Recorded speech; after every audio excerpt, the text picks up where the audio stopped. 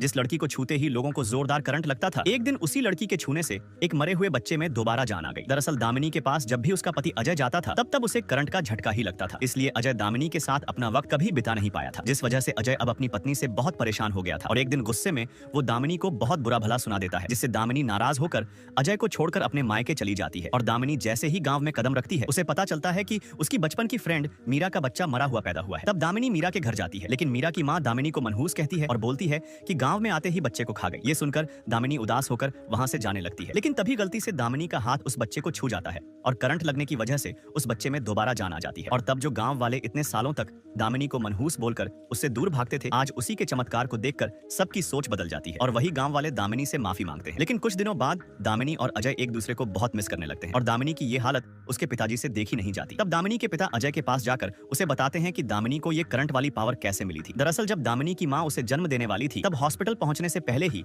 उसकी माँ को अचानक तेज दर्द शुरू हो जाता है। दामिनी की माँ की ऐसी हालत देखकर उसके पिता उसे एक पेड़ के नीचे बैठा देते हैं और गांव में दाई माँ को लेने चले जाते हैं। लेकिन तभी आसमान में जोरदार बिजली कड़कती है और उसी पेड़ पर बिजली गिर जाती है, जिसके नीचे दामिनी की माँ बैठी थी, जिससे वो बिजली दामिनी की माँ के शरीर में फैल जाती है। तब उसे हॉस्पिटल ले जाया जाता है और दामिनी का जन्म होता है और उसकी माँ भी बच जाती है। लेकिन दामिनी के जन्म के साथ ही उसके अंदर बिजली के करंट की पावर आ जाती है और तब दामिनी को छूने वाले हर इंसान को जोरदार करंट का झटका लगता था। लेकिन जब दामिनी की माँ उसे छूती थी तो उसे कुछ नहीं होता था। और उसी तरह दामिनी की माँ के छूने के बाद अगर कोई दामिनी को छूता तो दामिनी उसे करंट नहीं देती थी। लेकिन दामिनी की माँ के मरने के बाद दामिनी बिल्कुल अकेली पड़ गई और उसके बाद जब कोई दामिनी को छूता तो वह उसे करंट दे देती थी। पर जब अजय दामिनी को खाना खिला रहा था तब उसे करंट नहीं लगा था, क्योंकि उस वक्त दामिनी अजय में अपनी माँ को देख रही थी और इमोशनली अपनी माँ से जुड़ गई थी। और वैसे जब जब अजय ने दामिनी को छुआ था और उसे करंट नहीं लगा था, तब दामिनी को अजय में अपनी माँ वाले इमोशन महसूस हुए थे। तब अजय सारा मामला समझ जाता है और वो दामिनी के पास जाकर उसे उसकी माँ की तरह समझाने लगता है। और उसके बाद जब दामिनी अजय को छूती है तो उसे करंट नहीं लगता है और अब हर कोई दामिनी को छू पा रहा था। उसके बाद अजय दामिनी को अपने घर ले जाता है और फिर 1 साल बाद